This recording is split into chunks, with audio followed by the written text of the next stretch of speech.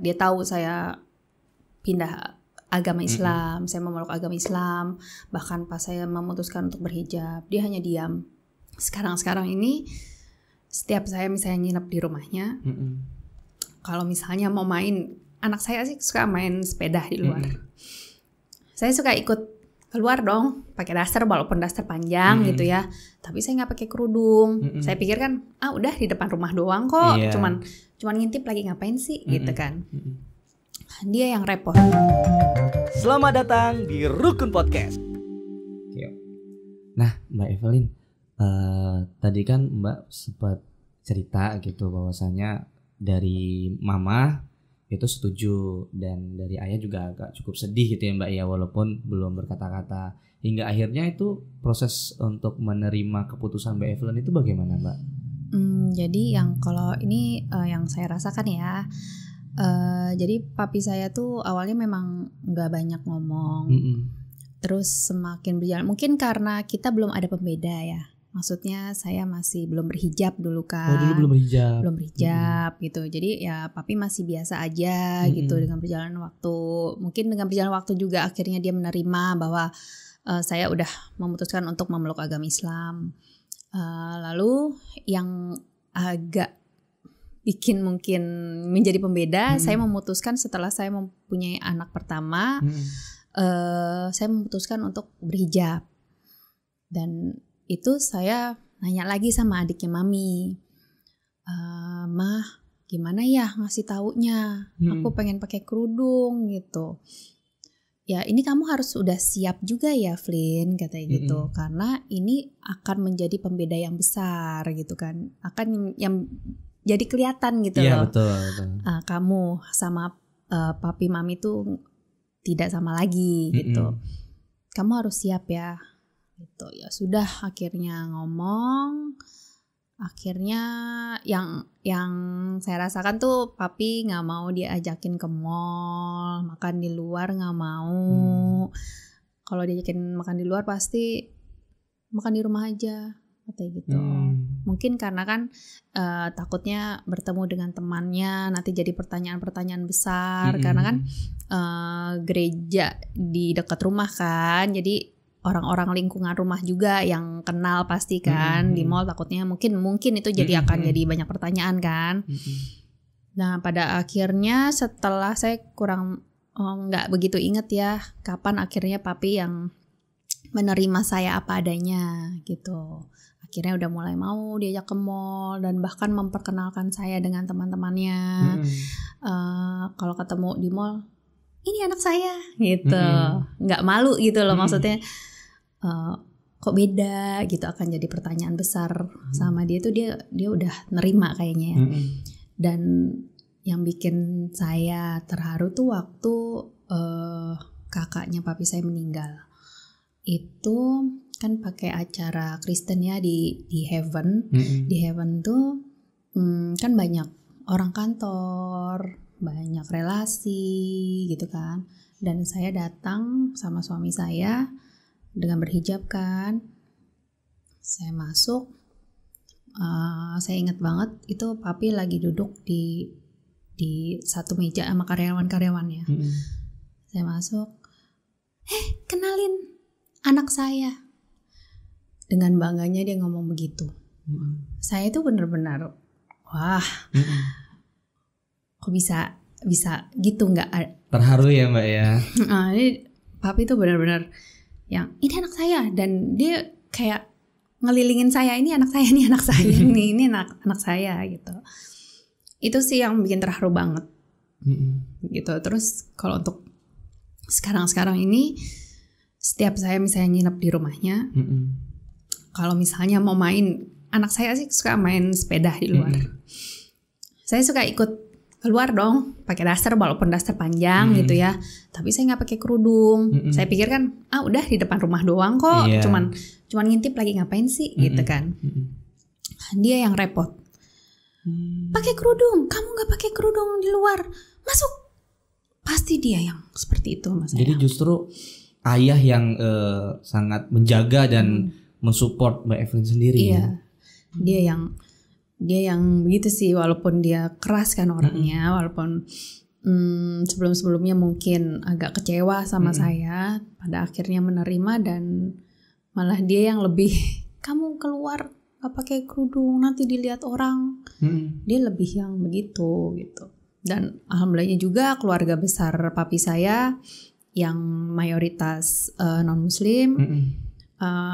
Saya kan orang Chinese, jadi kalau Imlek kita masih merayakan gitu kan, apalagi waktu itu saya masih punya nenek saya belum meninggal, itu kan lebih itu lagi kan acaranya ya, dan itu mereka pun selalu Evelyn yang boleh dimakan yang ini ya gitu, yang ini jangan, dia benar-benar yang ini halal gitu, dan mereka tuh menerima juga gitu, bukannya saya hanya dianggap sebelah mata atau gimana, enggak, alhamdulillahnya disupport sama keluarga. Alhamdulillah memang toleransi di keluarga itu begitu besar ya Mbak ya, sehingga bukan menjadi suatu konflik atau perbedaan, justru malah dapat support ya Mbak ya. Iya, alhamdulillahnya. Terus gimana sih rasa Mbak Evelyn disupport baik dari keluarga yang non muslim dan keluarga dari muslim sendiri? Ya, alhamdulillah sangat bersyukur ya, karena mereka sangat mensupport saya, walaupun secara tidak langsung dengan perilaku mereka memperlakukan saya gitu, memberitahu yang mana yang halal, yang mana yang tidak halal, itu udah saya bersyukur banget. Kalau mereka tuh benar-benar tidak kan ada yang mungkin orang Islam ini begini, Islam itu begitu. Alhamdulillahnya mereka sangat menerima saya, jadi saya alhamdulillah dapat keluarga yang benar-benar berdemokrasi, apa namanya sih? Nah, Mbak, itu juga sampai ini ya, ayah Mbak Evelyn yang dalam konotasi sangat tegas terhadap Mbak Evelyn sendiri ketika nggak pakai hijab gitu ya. Ya sebenarnya dia orangnya memang galak juga, gimana ya? Galak ya. Kalau saya menganggapnya ya memang agak galak, tegas, ya strict lah. Dia yang awalnya memang tidak banyak ngomong sih, memang pas saya pikir saya bakal dimarahin atau bakal gimana gitu ya. Pas dia tahu saya pindah agama Islam, saya memeluk agama Islam, bahkan pas saya memutuskan untuk berhijab, dia hanya diam, hanya nggak banyak komentar, dan pada akhirnya dia bisa menerima saya, bahkan mungkin memperkenalkan saya ke teman ataupun relasi, bahkan karyawannya dia aja. Itu saya sangat kaget sih sebenarnya. Berarti berarti papi saya itu udah menerima saya apa adanya. Itu alhamdulillah sih di situ. Berarti juga kayaknya nih Mbak ya, Mbak Evelyn ini bahkan sebelum menjadi mu'alaf memang lebih dekat sama papinya kayaknya ya. Enggak juga sih. Oh enggak juga ya. Biasanya anak perempuan kan lebih dekat dengan ayahnya. Ya, biasanya karena si papi galak. Karena galak ya. Jadi lebih ke mami ya. Minta perlindungan. Mbak Evelyn, sekarang kan sudah punya anak 3 nih Mbak. Ada nggak sih Mbak kesulitan-kesulitan dalam mengajarkan anak terkait ibadah gitu Mbak? Pastinya kesulitan, apalagi untuk belajar ngaji ya, karena saya sendiri belum lancar. Jadi saya manggil guru ngaji, saya pun belajar sama gurunya anak-anak. Jadi belajar bareng sama anak-anak juga sekalian. Iya, jadi selesai anak-anak ngaji, saya yang ngaji. Terus karena harapan saya sih supaya anak-anak bisa lebih baik dari saya ya, menjadi seorang muslim yang baik, soleh dan soleha. Makanya saya ilmu agama Islam saya kan tidak terlalu tinggi. Terus belajar lah ya Mbak. Terus belajar, jadi saya ingin mereka lebih baik dari saya juga. Saya memasukkan mereka ke sekolah Islam, sekolah Islam, dan saya berharap mereka bisa lebih baik. Nah kalau untuk di keluarga sendiri Mbak, untuk anak ada nggak sih pembelajaran khusus buat Mbak Evelyn terkait tentang toleransi tadi Mbak? Mungkin kan anak-anak kan juga agak kaget nih mungkin ketika ada keluarga juga yang mungkin secara keyakinan juga berbeda gitu. Ya paling saya kasih pengertian, mungkin kan di sekolah udah diajarkan tentang 6 agama ya. Udah mereka kan udah SD dan mereka tahu ada perbedaan agama, ada Islam, Kristen, Katolik dan sebagainya gitu. Saya kasih tahu. Kadang-kadang anak saya suka nanya, "Mama, kok aku sholat? Kok sepupunya nggak sholat gitu? Kok dia nggak sholat? Kok aku sholat? Kok dia boleh nggak sholat?" Saya kasih pengertian gitu. Kalau sepupunya itu agamanya Kristen, kalau Kristen beribadahnya di gereja setiap hari Minggu, gini. Saya kasih pengertian. Kalau kita sholat 5 waktu. Seperti itu, hal-hal yang mendasar yang mereka harus paham ya, dan mereka harus saling menghormati walaupun beda agama. Terus saling menghormat, dan alhamdulillahnya sepupu-sepupunya anak saya, anak-anaknya kakak saya dan adik saya, kalau misalnya lagi main, ayo sholat dulu, ya mereka nungguin sholat ngeliatin gitu. Paling kalau misalnya ada kadang-kadang lapor, anti tadi Indah nggak sholat. Oh justru malah ini ya. Marah ngelapor ya.